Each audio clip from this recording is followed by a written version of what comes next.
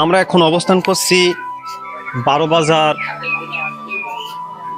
গাজী কালু চম্পাবতীর পবিত্র মাজার শরীফে।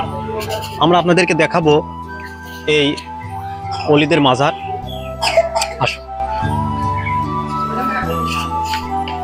এই যে দেখছেন এখন বটবৃক্ষ, খুব সুন্দর একটা নিরিবিলি পরিবেশ। এখানে যারা শায়িত আছে তারা নিঃসন্দেহে আল্লাহর ওলি। আমরা আসছি একসাথে বেশ কয়েকজন, এখানে স্থানীয় অনেক লোকজনও আছে, বহুত দূর দূরান্ত থেকে এখানে মানুষ আসে। তাদের মনের যে ইচ্ছা, সেই ইচ্ছাটা এখানে ব্যক্ত করে বিভিন্ন রোগ মুক্ত হয় বলে স্থানীয় লোকজন অনেকে জানিয়েছে আমাদেরকে। তো বিশ্বাসটাই তো বড়। এই যে এই সাইডটা একটু আসো, এই যে দেখুন আপনারা,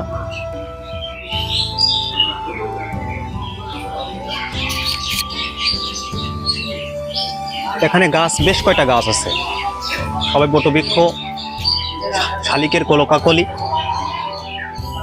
পাশে এই যে এখানে বিভিন্ন ভক্তবৃন্দের থাকার অবস্থান সহ মসজিদ আছে। আবার হ্যাঁ, ওদেরও ধরো। হ্যাঁ,